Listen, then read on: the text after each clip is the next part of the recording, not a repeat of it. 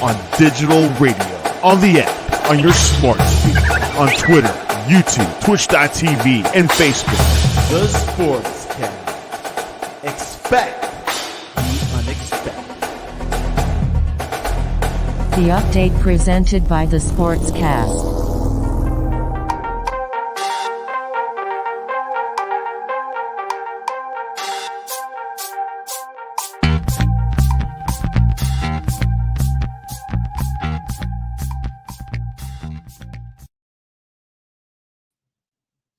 The Sportscast, April 1st, April Fools. If you haven't yet, please subscribe in all our channels, YouTube, Twitch, and Apple Podcast.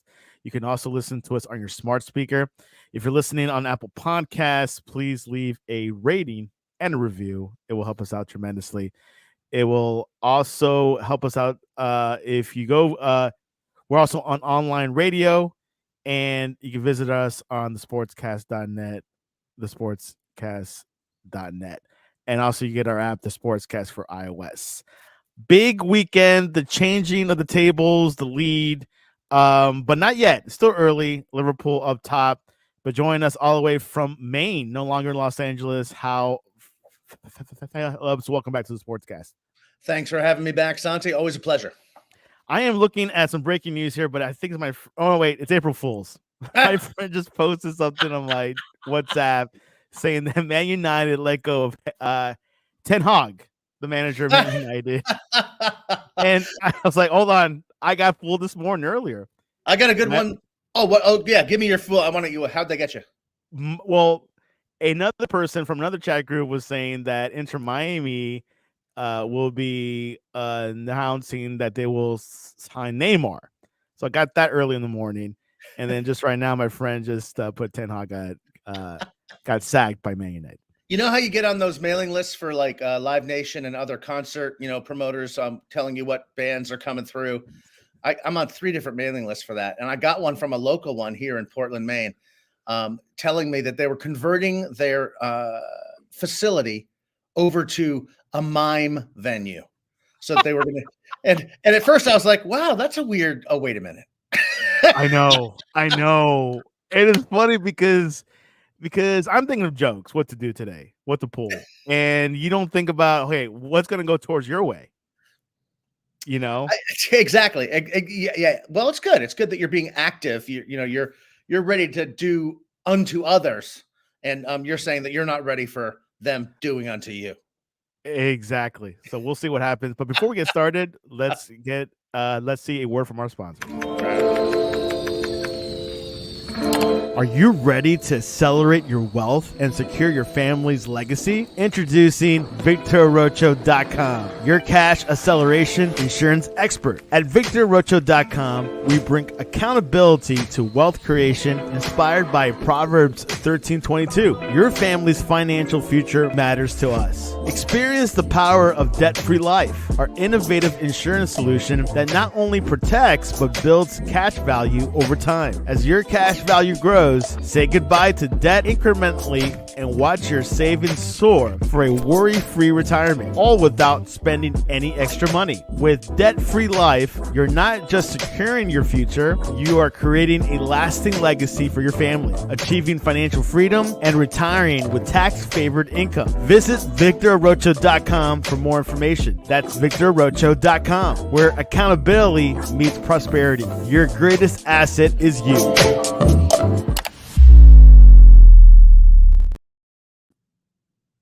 At VictorRocho.com. You can recognize Victor from our Jersey Boys Sports Talk every Thursday, 8 p.m.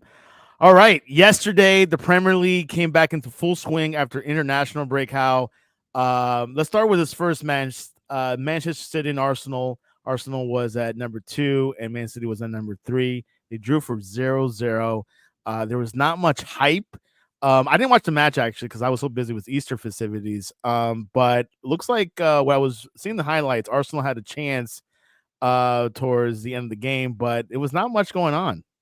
Nothing was going on in this game. At first, I was prepared to give the match, the benefit of the doubt. It was very intense, and the referee had a real interesting situation on his hands. I mean, he could have carded 10 guys in the first 40 minutes of that game, but he chose to keep it in his pocket, which probably benefited the match, such as it was. But there were hardly any chances on goal in this match. I mean, Trossard came on and had a chance right when he came on. And that was, I guess, with about a half an hour left, but really not a whole lot. Very hotly contested. Arsenal's probably more pleased than Manchester City to have gotten a point on the road. But Jurgen Klopp said it earlier in the week. They said, "What are you hoping for in this match?" And he said, "I want them both to lose," which was a joke, but at least the tie gave Liverpool the edge because by beating Brighton, they've now jumped onto the top of the table. Few highlights from that game, which I actually noticed it. I was looking at my phone. I was glancing at it while I was with my folks. Manchester City had 72% possession, but they struggled to make anything of it against the defense. But I want to highlight 72% possession rate. That doesn't do much if you don't score a goal, but that's a pretty high number, isn't it?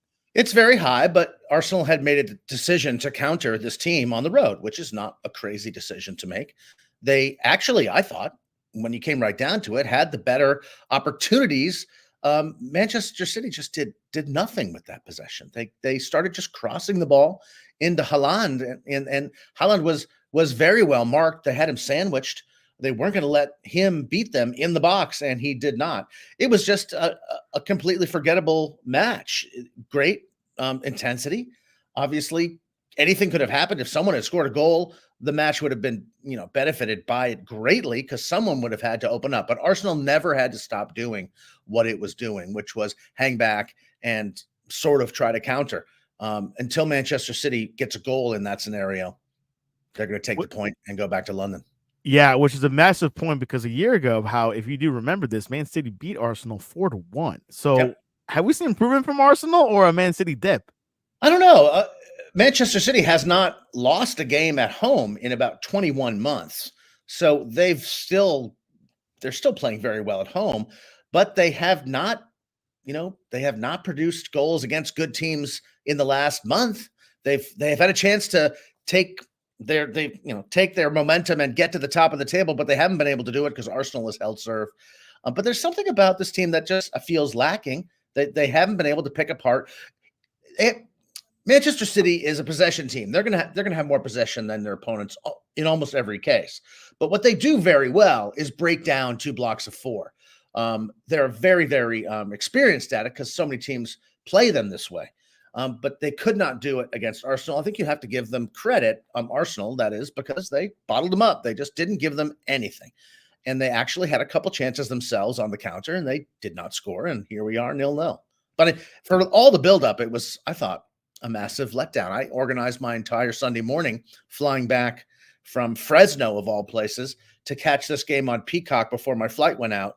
And I watched, I guess, 92 minutes of it before I had to turn off my phone and let the plane fly off into the great blue yonder.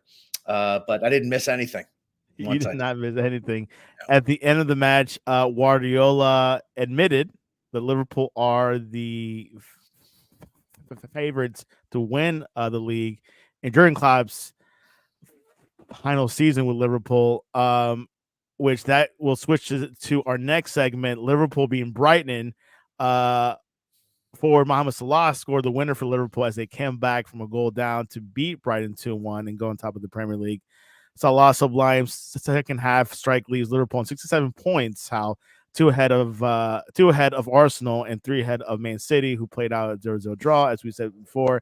The first goal came in the first 84 seconds by a familiar name for Man United, Danny Welbeck. Which that kind of threw Liverpool a little bit shock, surprise. But Luis Diaz came back, helped out Liverpool, scored. It was an interesting goal. It was like a nice, bang to the goal at the 27th minute. And then at the end of the game, Salah scored by a pass by McAllister. He's been passing to Salah, but your thoughts over this match, which I think was the match of the day. Well, it was the match of the day, and I think that is what is so interesting about the English Premier League. This Man City-Arsenal game was hyped for weeks. Everyone was keyed up for it. They put it on Peacock and not on USA so they can get more money. It was terrible. Brighton and Liverpool could not have been more entertaining. The Welbeck strike to open the game was a rocket, and what a finish.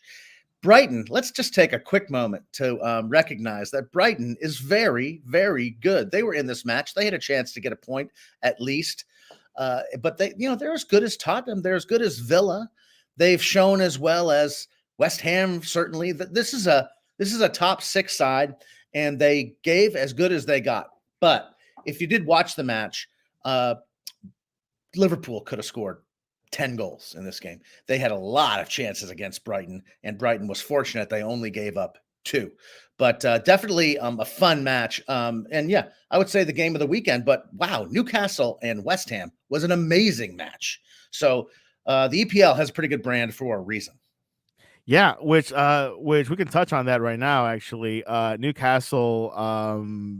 Well, I didn't pull up the game here because I had it. Down I was 3-1. watching that match. Down 3-1, came back and won the match 4-3. And they've not been playing well, Newcastle, to come back and do that against a quality side. You look at West Ham. This is a team that is not mid-table. They're like Brighton. They're 7, 8, 9, sort of like Man City in that group, and Chelsea. These are good squads. I mean, they have Paqueta, the Brazilian. They have Jared Bowen, great striker. The Czech dude, Souček, plays for West Ham. They're loaded. That's a talented team. And they lost just a barn burner to Newcastle. And I think a lot of people would say that was the match of the weekend. But didn't it happen on Friday? I couldn't eat. It happened on Saturday, I think during the 10 a.m. window. Oh, okay. Maybe the first window. I can't remember. Yeah, so that's pretty exciting for Newcastle. Let's look at the other scores of that day. Your Tottenham beat 2-1 against Luton. Own goal by Kabore and another goal by Son. Luton's interesting because they're a lower tier club, but they do challenge a lot of these big clubs sometimes. They do. They are, I think, the general consensus choice to stay up of the teams that were promoted from the championship last August. They've been very entertaining. They've snagged points or won games about 6 different times in the last minute. They're very they're hardworking. They can score goals, and they scored first in this match very, very early. So immediately Tottenham was down. But man, Tottenham again could have had 4 or 5 or 6 goals in this match. They had a goal disallowed because it was not quite over the line, where the ball was more in the goal than any non-goal I've ever seen. They finally honed in. They took their sweet time about it. Usually they come very fast with that goal line bird's eye technology where they show you just how much of the ball isn't over the line.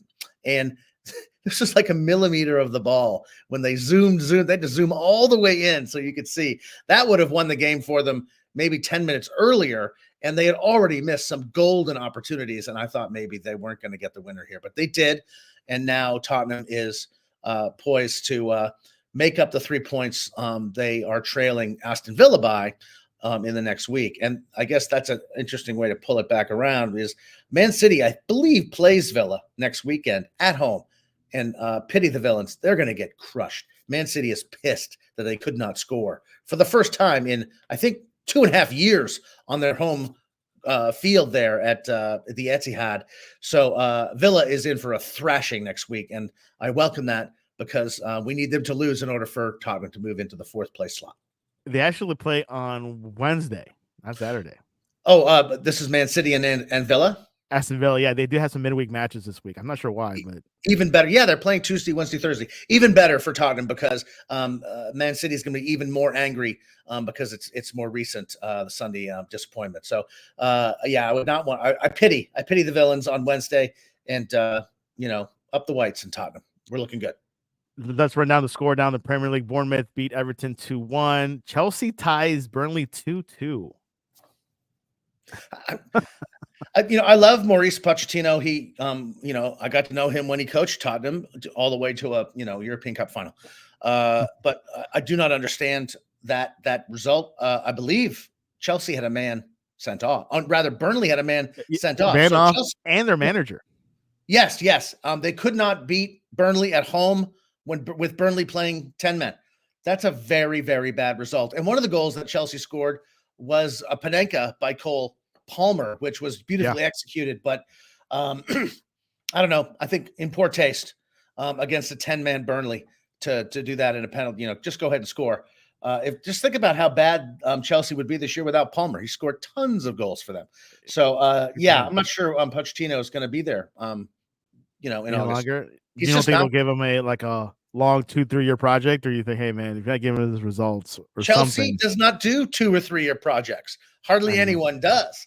So it's interesting. I don't know. I mean, the guy can clearly coach.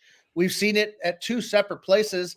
Chelsea is still a very difficult place to manage a team.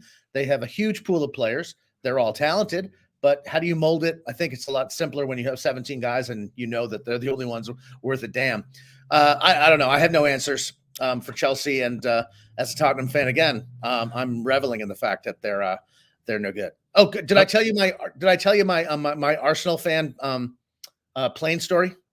No, tell us, please. This is good. So I get on the flight from Phoenix to Philadelphia on American Airlines.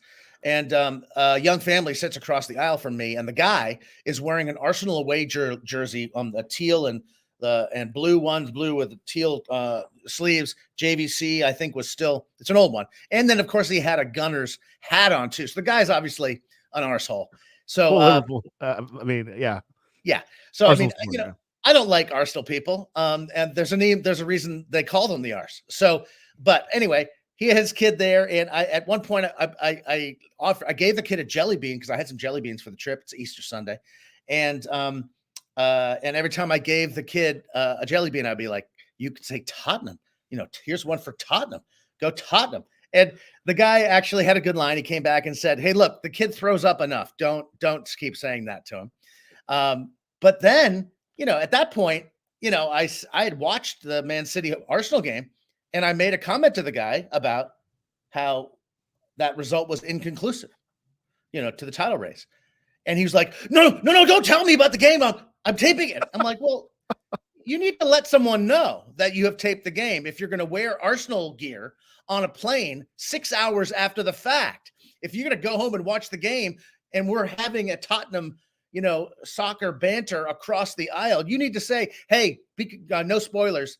I'm watching the game tonight. I haven't seen it. And I would have gladly, honored his wishes. But I think he got really mad at me for giving him the result of this game that was 6 years old. But again, these people root for a team called the Arse. So we can't expect good behavior from them. But I still was shocked. I mean, if you're going to if you don't want any spoilers and someone is talking footy with you already, just say, hey, don't tell me about the score.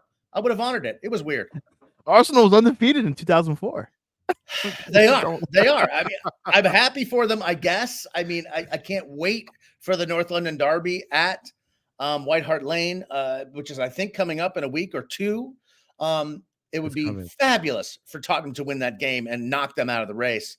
But we're just going to have to wait and see. And I'm going to not soon forget my encounter with that dude. Wow. Incredible. It's interesting because I've always wanted to, get to know these Premier League supporters here in America. Like, how did you become an Arsenal fan? How did you become a Liverpool? I mean, sometimes it's just random. How did you become a Liverpool fan, Santi? Because of my friend. I had a good friend of mine that was a Liverpool supporter, and I just said, okay, let me become a Liverpool supporter. At the time when I became it, I think Luis Suarez was just getting on the team. Right. So I kind of felt a little bit more good with that. So I was like, okay, let me become a Liverpool supporter. I had to deal with a lot of years. We didn't win anything, managers back and forth. And when Klopp came in 16, I felt a little bit more comfortable. So listen to you. I had to deal with a lot. So I went to school in London. I've spent a lot of time in England. They're very serious about this matter in England. And I learned this because I've been a Tottenham fan since 1978. My U14 team trained with Tottenham when I went over with my club as a kid. And then I went to university in North London and just picked up from there. So I go back a ways, and it's sort of geographic, but everyone is sort of, if you pick Liverpool and you don't live in greater Liverpool, you're looked askance at, because they're like, you're front running. And also when I was a Tottenham fan and I sort of took Fulham under my wing when they started, signing all these Americans, I would say things like, well, I'm a Tottenham guy, but I'm really enjoying Fulham because of all the Americans. And people will say, well, you can't do that. You can't have another club in the same division. You can have a lower tier club that is maybe a hometown club or some sentimental choice, but you can't. They're very strict about having your rooting allegiance. Here in America, as you say, it's even weirder, and it is a source of great front running. I mean, this fellow that I met on the plane, why is he an Arsenal fan? I mean, if you choose to root for Arsenal or Man City today, it's like rooting for Amazon. I mean, it's a clear front running choice. 10 years ago it would have been Chelsea. That people love, and only because they're winning. So I don't know. I'm happy to have had a team established long before, so I don't have to deal with that. But it's a little precious to walk around the world with your gear on, on an Easter Sunday. In any case, but it's like you're either pumping your team up or you want to talk to people about soccer, right? If you're wearing Arsenal gear, well, no, I'm taping the game. Well, then why are you wearing the shirt? Yeah, it's funny because I've not met too many Man City fans around here, at least. I'm not sure about you. Not many. There are some. They're good. So I think people like to root for teams that win. Why were there so many Dallas Cowboys? Why were they America's team for so long? Because they won all the time. I do a lot of business in Asia, and starting in 2005, everyone was a Chelsea fan. Everyone was a Man U fan. And look, these people aren't local. They don't care about, they didn't grow up with these teams. They chose them because they win. But they were more attractive than Man City for some reason. And I think part of that is the reason Man City is good. They're owned by a sheikh and they spend a ton of money. Are there a lot of PSG fans outside of Paris? Not really. I don't mean too many of those, unless you are into like Air Jordans or something and jersey. And other scores, Nottingham tied against Crystal Palace 1-1. Sheffield United 3-3 against Fulham. Aston Villa beat Wolves 2-0, so they give them some motivation, some confidence against Man City this Wednesday. Yep. And Brentford tying 1-1 against Man United. I don't know if that's an upset for Man United. I don't know, but it's good news for Villa and Tottenham because Man U was playing a little bit better and they were starting to get on the heels of both those teams battling for that fourth Champions League spot. But I think Man U is sort of screwed. Can I say something too about Nottingham Forest? Yeah. Go ahead. They're in a bad way right now. They're very close to relegation. They just got penalized by the FA, 4 points, only 4 points, docked because they aren't adhering to the sustainable and profitability rules. Let's not get into that. But I really enjoyed having Forest back in the Premier League. I was first, made aware of English club soccer in the 70s when I was a kid. They started televising games for the first time in the mid 70s. And, this was Forest's heyday. They were champions of Europe, 78, 79, and great teams, Brian Clough, Viv Anderson, tons and tons of talent. And they were not in the Premier League for a long time. They were in the lower divisions, second and championship and third division. So I hope they stay up. They have a massive, club there in the Midlands, in the British Midlands. They're very, very popular because they have this great history.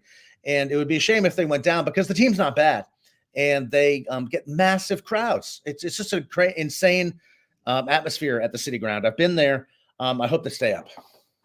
Yeah, as you see in the table, Nottingham is right above the relegation zone. Then who's getting relegated as of today is Luton, Burnley, and Sheffield. Then we got 16th Everton, Brentford, Crystal Palace, Bournemouth, Fulham, Chelsea 11th, Wolves at 10, 9th Brighton, 8th Newcastle, 7th West Ham, 6th Man United, 5 Tottenham, 4 Aston Villa, 3 Man City, 2 Arsenal, and 1 Liverpool. How do you see this table? Obviously, that top 3 is interchangeable. I think Liverpool, Arsenal is gonna be the favorites for now. But what are your thoughts? Wow, that's really a tough decision for me. I don't want Arsenal to win, and I don't really want Man City to win. I guess I'll root for Liverpool, but I'm really one of these people who I'm not into predictions. I'm just happy that we've got the closest race in about a decade, so that we really don't know with 7 matches to go what will happen, and that's good. That's why people from all over the world watch this product. It's why I watch it. I guess the sad part is that there really isn't going to be much movement at the bottom or the top of this table. The only drama is Tottenham versus Villa for that 5th spot and versus the 4th spot. And below, Luton is really the only club that I see being able to pull itself out of the relegation zone over the next 7 games. Forest, I think, has a better team than they do, and all they need is a couple of home wins, and they will be safe regardless of this stocking of points. But Sheffield and Burnley are going down, and Luton though has done enough, I think, already to stay up, but has been very unlucky. They've also pulled a bunch of results out of their arseholes, and it'll be interesting to see how that goes. But that's one team trying to stay up, and they're sort of folk hero-ish, popular in England because they're plucky, but tiny fan base. Not a real popular club nationwide. We'll see what happens, but not a ton of drama. Not too much drama. We do have some midweek matches this week, as we were talked about earlier in the show. Tomorrow, we got Newcastle, Everton at Newcastle. Who do you have there? Everton at Newcastle? Yeah. I'm going to pick Everton because I think Newcastle shot its wad against West Ham. They overachieved. They've been terrible in 2024, and Everton need a victory desperately to stay ahead of Forest and sort of out of the zone. So yeah, I guess I'll go with Everton because I'm not laying money on it. Keep the table up. See if your prediction changes or not. Fulham at Nottingham Forest. Fulham at home to Nottingham Forest. It's at Nottingham Forest, but if you want to say Nottingham Forest versus Fulham, that's I can say that too. Yeah, I would say Forest is going to win that game. They must win at home. And Fulham has not been great, although they pulled out a 3-3. Poor Sheffield, had a game won 3-2, and this new Brazilian striker Muniz has scored his 8th goal in 8 games for Fulham. Who's Mitrovic? We don't even remember him. I forgot about him. He's off in Saudi Arabia. The hell with him. This guy is a find. Wow, he's really scoring goals and having fun now. Bournemouth home versus Crystal Palace. Palace is another one of those teams. I just happened to watch the Palace Forest game Saturday morning when I was watching Tottenham, sort of out of the corner of my eye, watching this other game. Palace has some real talent, but I like it, man. Who are they playing? Oh, Bournemouth. Bournemouth. I'm going with Tyler Adams and Bournemouth. They played pretty well this year. He played amazing. A full match this past weekend. He did, and I saw the heat map for that. I don't know why. Someone, what's a pretty good wrap up for soccer I've found is the Reddit football page. Red's good, yeah. Yeah, it just got a really interesting mix of highlights and information, and they showed a heat map for Tyler Adams, and man, the dude covers so much ground. And I'm so glad that he's back, and it's certainly going to make Bournemouth a better team. But look, Bournemouth isn't even trouble of going down. It's quite amazing to me. That's a no-name squad, and Adams has hardly played, and they're not going anywhere. Burnley home versus Wolves. Jeez, who cares? Next. Okay. West Ham versus Tottenham. There we go. That's a match. That's a London derby. Well, it is, and that's the thing about being a Tottenham fan, and I suppose an Arsenal fan. There's so many big matches just in London. Chelsea's a derby, West Ham's a derby, Arsenal's a derby, Brentford is a derby, Fulham is a derby. So this is going to be a very interesting game. I really hope Tottenham holds serve and wins the game. Is it at home or is it at West Ham? It's at West Ham. Yeah, that's going to be a difficult match because, as we discussed, these guys are super potent. Very good team. And, we didn't even talk about him. James Ward-Prowse plays for West Ham. I'm happy that he's gotten a chance to play for a bigger club than Southampton. Interesting player. Obviously, very gifted right foot. Just so great on set pieces. But he's good. He covers some ground. They've just got a lot of pieces. But bad result for them against Newcastle after being up 3-1. They're going to be loaded for bear against the Whites. And that Paquetá, man, he's definitely rising. Wednesday, Luton at Arsenal. I'll probably say Arsenal. Yeah, I think Luton is going to. But, man, I'm going to be rooting hard for Luton, but I wouldn't put money on it. Brighton at Brentford. The two teams that are really better than everyone wants to give them credit for. I mean, I think Brighton is a very good team. I'm going to go with Brighton. And Aston Villa and Man City. Well, I think that's like throwing fresh meat to the Lions. The Villains, I think, are in for a tough afternoon there. I agree. Well, there you have it. I would put money on that. There you have it. Well, we're out of time, Hal. But what is you have your Premier League matches this past weekend, and then Tuesday and Wednesday, a lot going on. There's a lot of championship games today, so we'll see what happens. But Hal, what is the best way to reach you online to talk to you about Haji Wright and Josh Sargent's goal scoring prowess? You can check me out online at my companion book site, gen0.halphillips.net. And you can catch me on the same address at Instagram and Threads. And you can reach us at thesportscast.net, our website, or the Sportscast1 on Twitter and also IG. We'll be looking forward to this week, like going on March Madness. Who now we're in the final four. Who's going to make it to the finale? I don't know, but I'm really interested to see the Zach Edey DJ. What the hell is that dude's name? The guy who basically all I know is Edey. The left-handed dude from NC State, the chubby one. He looks like a that guy, a friendly Zach Randolph with some skills. If I can that's pull gonna be up an interesting Google matchup right now. Yeah, but I think UConn looks to be the class of the field, and as a New Englander and a longtime UConn fan, because they were the only good D1 program in New England for a long time, I think they're going to be heavily favored to win it all. Go Huskies! DJ Burns is his name. Yeah, DJ Burns, fabulous. DJ Burns pulled up on Google. But NC State, I mean, this is a very interesting comp with NC State from 1983, who I think was also an 11 seed. Came out of nowhere, won the ACC tournament to make the field, and they're caught fire, and they're very difficult team to play against. Great guard play, an amazing presence in the paint, a bunch of other bangers, tough team to play against. In fact, I wouldn't be surprised if they beat Purdue because, Edey is so immobile. If he has to actually guard some big guys who are quick, he may be found out. NC State, UConn, we'll find out this week. Anyways, Hal, I appreciate you coming on to the Sportscast. Always my pleasure, Santi. Talk to you soon. This was your update.